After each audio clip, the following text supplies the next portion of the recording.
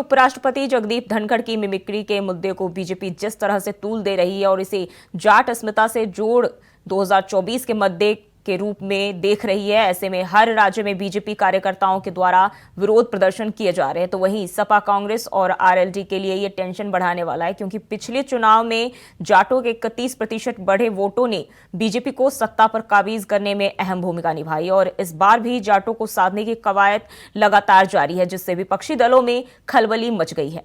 ये रिपोर्ट देखिए। उपराष्ट्रपति धनखड़ की टेंशन में आरएलडी, जाट समुदाय के अपमान से क्यों जोड़ रही बीजेपी? मसला धनखड़ का, जाट बेल्ट में फंस गई कांग्रेस, सपा और आरएलडी। बीजेपी के लिए संसद के बाहर उपराष्ट्रपति जगदीप धनखड़ का मजाक राष्ट्रीय मुद्दा बन गया है। प्रधानमंत्री से लेकर तमाम केंद्रीय मंत्री, लोकसभा स्पीकर से लेकर बीजेपी के हर छोटे बड़े नेताओं तक के लिए यह राष्ट्रीय मुद्दा बन चुका है। मगर अब इस मुद्दे की तपिश पश्चिमी यूपी की सियासी फिजाओं में महसूस होने लगी है। आलम यह है कि उपराष्ट्रपति धनखड़ ने मामला जाट अस्मिता से जोड़ दिया है। इतना ही नहीं, बात किसानों तक आ गई है, जिसके बाद से जाट बेल्ट की सियासत की पिच पर आरएलडी, सपा टेंशन में आ गई है। संसद के शीतकालीन सत्र के दौरान 13 दिसंबर को सुरक्षा मामले में हुई चूक को लेकर एक तरफ जहां पूरा विपक्ष लामबंद होकर केंद्रीय गृह मंत्री अमित शाह को सदन के अंदर इस मसले पर बोलने के लिए दबाव बना रहा था, तो दूसरी तरफ देश के उपराष्ट्रपति और राज्यसभा के सभापति जगदीप धनखड़ की मिमिक्री का जो मामला सामने आया है, अब उसने पूरे विपक्ष को बैकफुट पर ढकेल दिया है। बात अगर जाट वोट बैंक की करें तो 4 राज्यों की लगभग 40 लोकसभा सीटें और 160 विधानसभा सीटों पर जाट वोटर्स का प्रभाव है।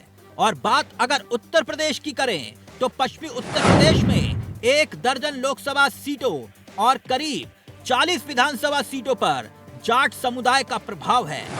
आलम यह है कि 17 जिलों में करीब 10 से 15% वोट आबादी जाट ही है, लेकिन राजनीतिक और सामाजिक रूप से यह समुदाय बेहद प्रभावशाली भी है।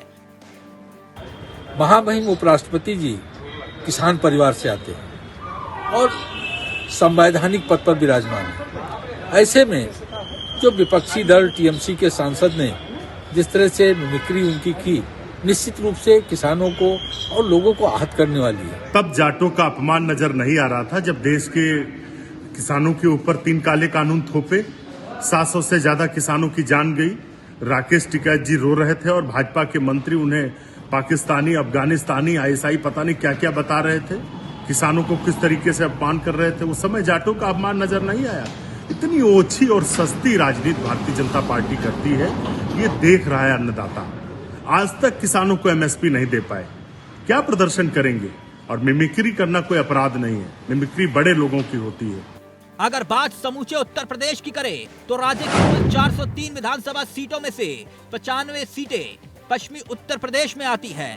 और 2017 के आंकड़ों पर भी गौर फरमाएं, जब विधानसभा के चुनाव में समाजवादी पार्टी ने कांग्रेस के साथ गठबंधन किया था, एसपी को 15 सीटें और कांग्रेस को 2 सीटें ही मिली थी, जबकि बीजेपी को 94 सीटों पर जीत हासिल हुई थी।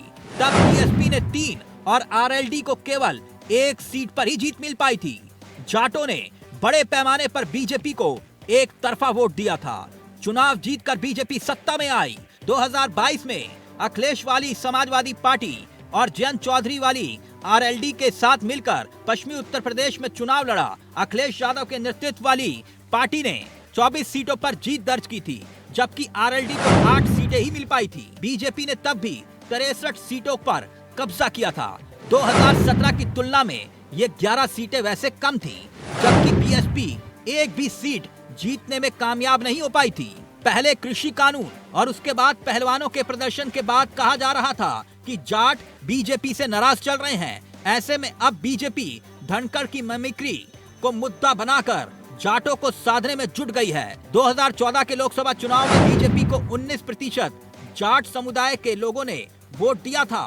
वहीं कांग्रेस के खाते में 21% वोट शेयर आए थे। 2019 में बीजेपी को जाट वोट शेयर में 31% की बढ़ोतरी हुई थी, वहीं कांग्रेस का भी वोट शेयर 12% बढ़ा। ऐसे में सवाल ये कि क्या धनखड़ के बहाने बीजेपी जाटों को रिझाने में कामयाब होगी? मसला जाट तक सीमित नहीं है, मसला किसानों की अस्मिता से भी जुड़ गया है। अब अपमान की लड़ाई क्या पश्चिमी उत्तर प्रदेश में 24 का मुद्दा बनेगी? ये एक बड़ा सवाल है। संसद की सुरक्षा में चूक और सांसदों के निलंबन का मुद्दा उठाता हुआ विपक्ष एक चूक से अब खुद घिरता हुआ नजर आ रहा है। उपराष्ट्रपति और राज्यसभा के सभापति जगदीप धनखड़ की मिमिक्री के मामले में बीजेपी ने अब उल्टा दांव चल दिया है और कहीं ना कहीं अब इस पूरी घटना को किसान और जाट समुदाय से जोड़ते हुए इसका अपमान बताया है। इसके बाद अब बीजेपी इसका कहीं ना कहीं राजनीतिक फायदा लेना चाह रही है और ये दांव अब खुद विपक्ष को उल्टा पड़ता हुआ नजर आ रहा है। कैमरामैन राहुल के साथ मैं प्रियम पाठक, इंडिया वॉइस, लखनऊ।